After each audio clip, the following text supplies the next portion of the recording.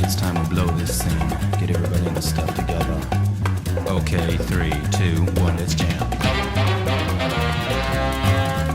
Ladies and Gentiles, it is I, Dick Thunderlips, here for your fantasy Recaparoo, for your Heroes of Fantasy Week 6 edition. Sorry, last week I was on hiatus. I was down in the south central. I was lost. I couldn't find my mustache, no inner tube access. It was all terrible. You might think I was way down in the hole with Tyree. So without further ado, let's see how Way Down in the Hole did this week, as he put a hoppin' on Oscarito, dropping a $107.3 to only 70 for Oscarito, 70.5. Tyree goes to 4-2. The professor drops to 4-2. And 4-2 is going to be the magic number, as you'll soon learn here, folks.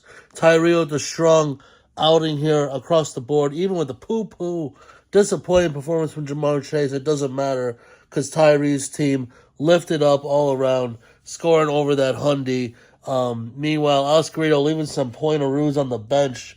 You gotta hate to see drop a 20-piece on the bench when you're struggling to score. But hey, it wouldn't matter, because he got blown out of the house anyway. Oscarito, a tough luck loser this week. But hey, team's still looking good. You got Dale Jones, your quarterback. It's never a good thing, Oscarito. I don't know what to tell you there. That's for this week. Anywho, moving right along there. Dude, where's Lamar? Jay Sizzle taking a tough L. He could have been at the top of the mountain here, but instead he drops to 4-2, scoring 85.52 to a buckle 3.82. Steven Naramore trusting the process. The former champ trying to claw back to contention, going to 2-4. He's still got a pulse, folks. The lineup is looking a little bit brighter nowadays, with a little bit of the dust settling here on some folks. Mark Andrews looking like the man he drafted, dropping 14 finally. And Joe Burrow, being sort of himself again is helping. But hey, David Montgomery's dropping 20. Things are always looking good for you. What are you going to do? Meanwhile, Jay Sizzle, Lamar not disappointing, but let's just say that his young stud, Marvin Harrison Jr., just not getting it done here. I do believe he got hurt during the game, dropping a gooser there. You gotta hate it. And so the Jets D not getting it done for Jay Sizzle. You hate to see it. It's Jay Sex. He found Lamar, but they didn't find much else. Taking a tough L there. And meanwhile, talking about tough L's, only Adrian could seem to luck into this kind of shenanigan. Only scored 86.2. They got an easy win because he faced Obi-Wan Mahomey, who only scored 44, which has got to be the lickety low I have ever seen, folks. If you weren't trying, you're dying here. I don't know. Adrian goes to the 4-2 as Al goes to 0-6. He's trying to go for the gooser, and he's not even doing it on purpose. Well, maybe he is. I don't know. I mean, he's got Tank Bigsby in there. He stole the job from NTN, but he only scored 2.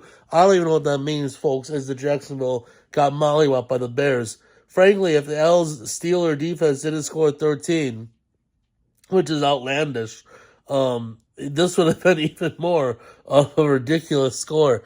Granted, he got some dudes on bye, Mahomey and Jefferson on bye. He's out C-Mac the whole year. This is technically almost L's normal lineup. So, tough doing to only drop the 50, not even a 50-piece. But anyway, let's just say that the combo platter of Joe Mixon and Jaden Daniels beat Al by themselves. So that's all she wrote. Didn't even hurt that Adrian's looking at a gooser and a terrible performance from the Cowboys D. And it didn't matter because Adrian finds himself 4-2, and that's why we play the game any given Sunday. And sadly, talking about playing the game, Matt scored a very game. Matt Scovia, 94.98. A saucy performance that takes an L because he faced the top scorer of the week, who dropped a $133.3. That's Soul Ravens, Dwayne Rainey, going to 4-2 as Matt goes to 1-5. Matt's playoff hopes falling apart before his eyes. He sadly had James Cook in there and did not get him out in time or I don't know what happened, but he had the backup on his bench. So Matt Segovia is failing to make the Swaparoo. In the end, of course, luckily, it didn't matter because he was getting absolutely sauced in this matchup. Despite getting some strong performances, even from his D, Tampa putting up 17 piece. But hey, Jared Goff, when he drops to 25, that's not the story. The story is the Godwin going God mode, dropping 30 out of nowhere, folks. You love and you hate to see it. Dwayne just clicking on all cylinders this week. I don't know, man. Dwayne Rainey, maybe it's his time to shine. He's on the upswing. He's 4-2. Matt down in the dumps, just warming up for that elimination domination bowl at the end, maybe the Battle Dome, Thunderdome, as it were. We'll find out. But all I know is tough for Matt Segovia, and tough for some other teams here, folks. Aldo and C Jizzle down to great years last year, down in the doldrums. CJ, the crown is so heavy, scored 85.2, dropping an L to Aldo. The Big Zo is back, baby, with 92.1 in a close matchup.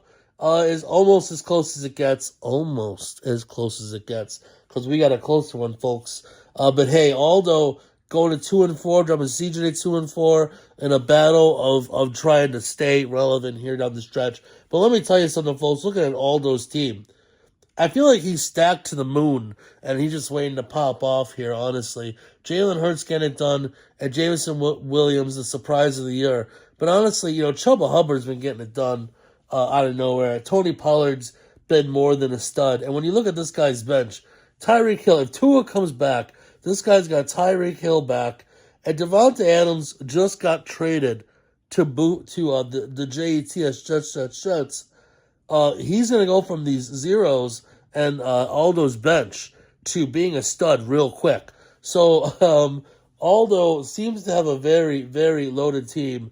That's not even counting for the return of Cooper Kupp if it happens. But this guy's got Kareem Hunt. Kareem Hunt's taking over the starting job. So Aldo, despite being down in the doldrums, seems to have the most stacked team I could ever imagine. So even if he doesn't make the playoffs, he might just destroy everyone in the bowl.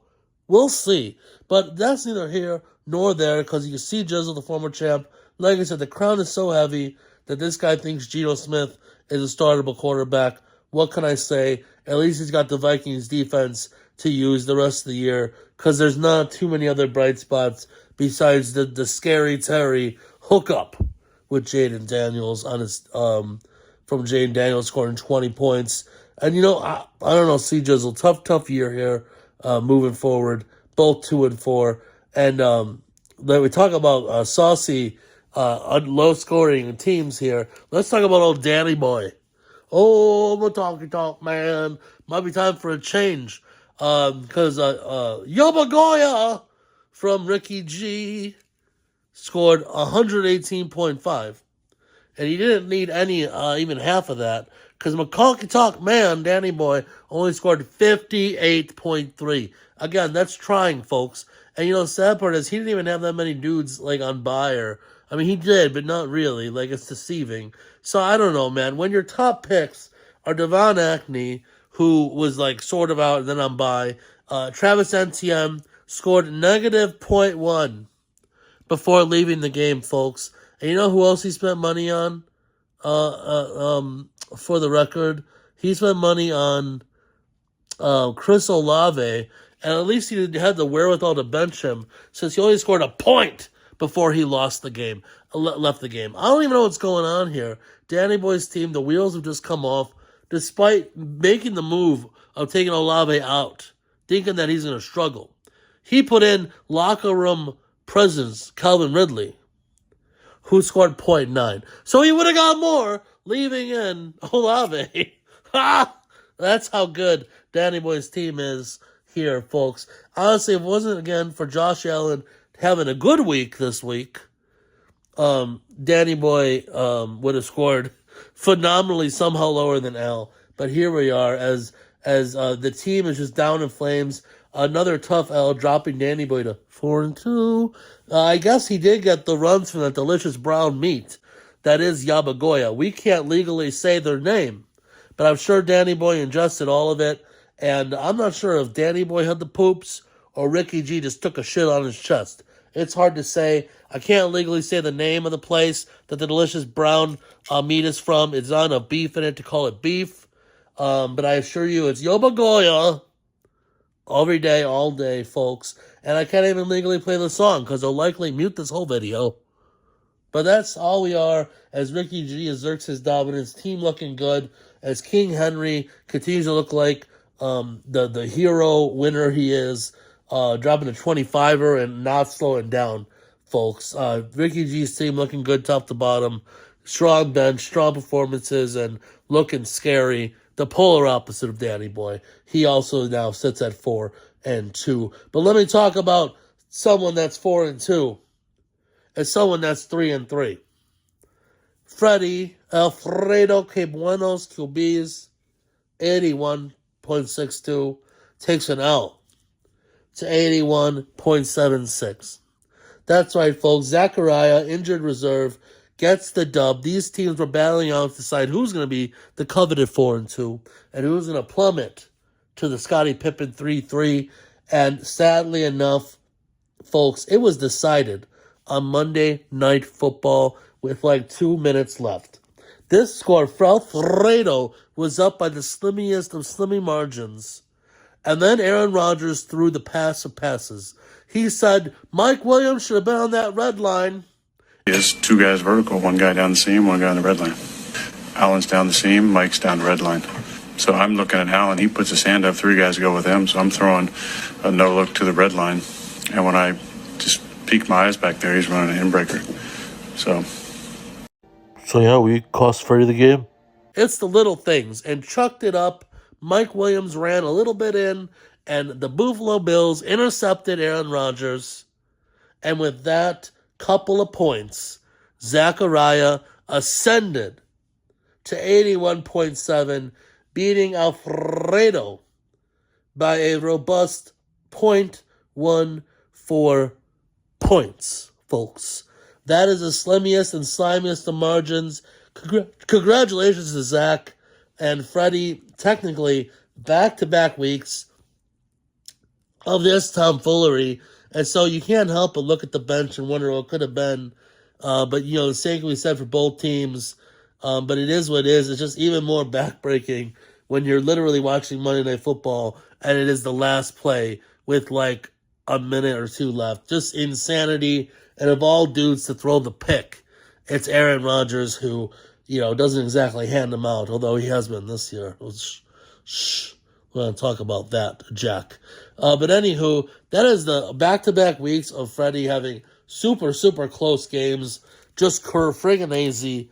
We're not going to wait. We're just going to take it right to the Standaroos because in case you missed it, shocker, 4-2's the magic number. Right now, there is over half the frickin' league at 4-2. Unbelievably, 1st through 8th place is 4-2. One person's picking up the Pippin. That's Freddie at 3-3. And then you've got a few 2-4s hanging on with Al at 0-6 and Matt Segovia, the feud, the Shroud, the Marines at 1-5. That's right, folks. You've got Tyree, Oscarito, Jay Sizzle, Ricky G, Dwayne Rainey, Zachariah, and the Danny Boy and Adrian all at 4-2. And you know, this is crazy. This is insanity. Insanity, folks. It's anyone's game. Half of these teams look like dog shit right now. Half of these teams look like studs. And I think the best team is probably Aldo, who's 2-4, and he'll be lucky to snip the playoffs. We'll find out as we move along. Get those trades going. It's not too late. And for now, dicks out, folks.